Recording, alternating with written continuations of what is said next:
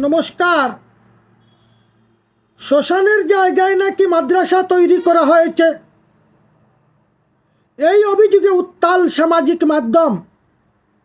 সত্যি কি তাই? আবার বিতর্কের কেন্দ্রবিন্দুতে বান্দরকুনা। শ্মশানের জায়গায় কোনো মাদ্রাসা তৈরি করা হয়নি বললেন বিশিষ্টজনেরা।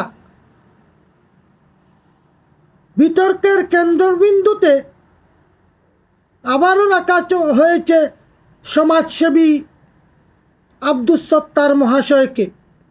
তাই এ বিষয়ে বিশিষ্টজনেরা কি বলছেন তা না আপনারা নিজেদের শুনুন, অন্যকে শোনার সহযোগিতা করুন। ধন্যবাদ। আমাদের এখানে জমায়েত হওয়ার মূল কারণ সমাজসেবী আব্দুস সত্তার সাহেব, উনি এই যে জায়গাগুলা খরিদ করে সমাজের স্বার্থে স্কুল কলেজ তথা মাদ্রাসার জন্য জায়গা দান করিয়াছেন। তার মধ্যে মাদ্রাসা, আমরা একটা আন্তর্জাতিক লেভেলের মাদ্রাসা তৈরি করার চিন্তা করে বাড়াটি করে মাদ্রাসা করেছিলাম।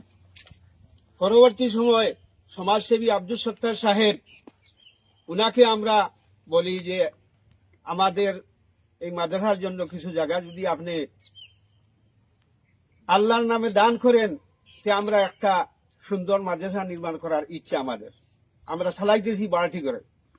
তখন তিনি আমাদেরকে তিনির পাট্টাল্যান্ড হইতে কিয়ার জায়গা ফিশারির কিছু অংশ সহ দান করিয়াছেন। সেই জায়গাগুলো আমরা মাদ্রাসা কর্তৃপক্ষ তথা এলাকার কিছু মানুষ নিয়ে ভিজিট করে দেখেছি। দেখার পর দেখতে পেলাম যে জায়গাটি খুবই সুন্দর। উনি আমাদেরকে আল্লাহর নামে দান করিয়া দেওয়ায় আমরা সেখানে মাদ্রাসা নির্মাণ করিয়াছি।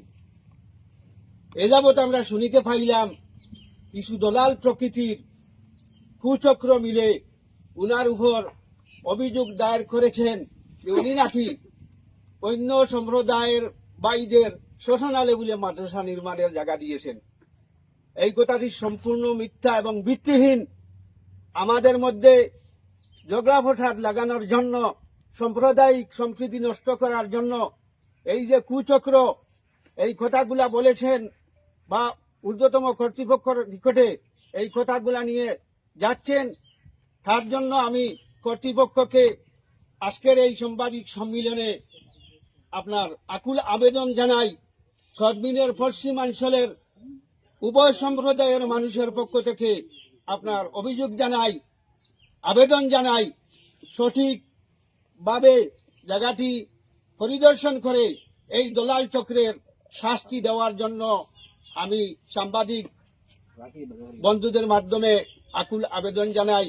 আমাদের এলাকার পক্ষ থেকে, মাদ্রাসার পক্ষ থেকে, স্কুলের পক্ষ থেকে এবং কলেজ কমিটির পক্ষ থেকে জোরালো আবেদন জানাই।